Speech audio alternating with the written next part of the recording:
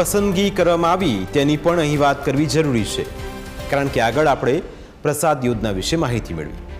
હવે આ યોજનાનો લાભ કેવી રીતે મળી રહ્યો છે?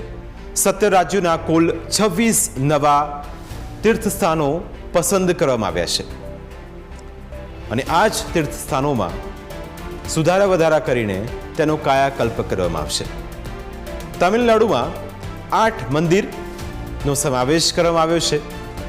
મહારાષ્ટ્ર અને બિહારના 3 મંદિરનો અહીં સમાવેશ કરવામાં આવ્યો છે.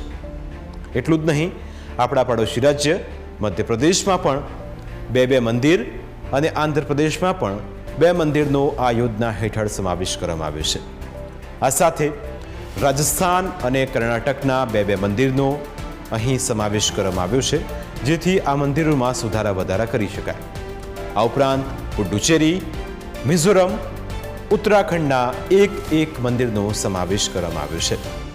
તો જમ્મુ કાશ્મીર, ઓરિસ્સા અને ગુજરાતના 1 મંદિરની પસંદગી કરવામાં આવી છે. આ ઉપરાંત અન્ય રાજ્યોની જો વાત કરવામાં આવે તો ઉત્તર પ્રદેશ, પંજાબ, હિમાચલ પ્રદેશ અને છત્તીસગઢના 1 મંદિરનો સમાવેશ કરવામાં આવ્યો છે. એટલે આ તમામ જગ્યાએ આ રીતની યોજનાઓ બની રહી છે. હવે દુનિયાના વિશાળ હિન્દુ મંદિરો કેવા છે તેની પણ અહીં વાત કરવી જોઈએ, કારણ કે આપણે દેશના હિન્દુ મંદિરોની વાત કરીએ છીએ ત્યારે વિદેશની ધરતી પર કયા હિન્દુ મંદિરો છે તેની પણ વાત કરીએ. સૌથી પહેલા વાત અંગકોર વાટ મંદિર, જે કંબોડિયામાં આવેલું છે અને 500 એકર વિસ્તારમાં આ મંદિર ફેલાયેલું છે. એટલે જ આ મંદિરનું વિશેષ મહત્વ છે.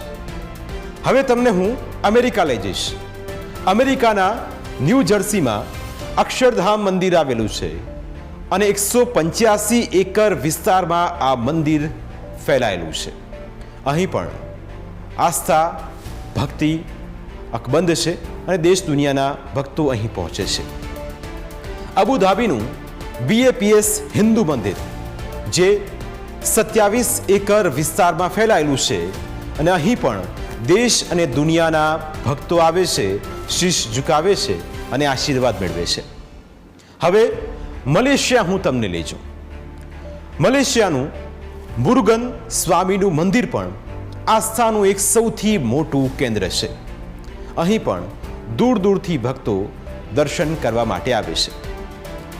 ઓસ્ટ્રેલિયાના વિક્ટોરિયામાં આવેલું છે શિવ અને વિષ્ણુનું મંદિર અને આ મંદિરનું પણ એક વિશેષ મહત્વ છે.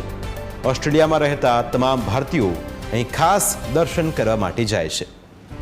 આ ઉપરાંત પ્રબંધન શિવ મંદિર, જે ઇન્ડોનેશિયાના જાવામાં આવેલું છે અને જાવા માટે પણ અહીં લોકો કેટલાય દૂર દૂરથી લોકો આવે છે અને ઇન્ડોનેશિયા પહોંચીને દર્શનનો લાભ લે છે. આ ઉપરાંત ઇન્ડોનેશિયાના જ બાલીમાં બેસા કીહ મંદિર આવેલું છે, જે આસ્થાનું એક અનોખું ધામ છે. આ ઉપરાંત કેનેડામાં સ્વામિનારાયણ મંદિર ટોરેન્ટોમાં આવેલું છે અને અહીં પણ ભક્તોના ધામા આપણને જોવા મળતા હોય છે. એ ભારત હોય કે વિદેશ, તમામ લોકો અહીં જતા હોય છે. મંદિરો દ્વારા સતત સેવાની કામગીરી થઈ રહી છે. મંદિરોની પાસે રહેલી સંપત્તિ ખરા અર્થમાં મહાલક્ષ્મી છે, કેમ કે સદભાવનાથી ભક્તો દાન આપે છે અને સત્પ્રવૃત્તિમાં એ ખર્ચાય છે, જેનાથી ન ફક્ત આધ્યાત્મિક પરંતુ ભૌતિક જીવનનું પણ કલ્યાણ થાય છે.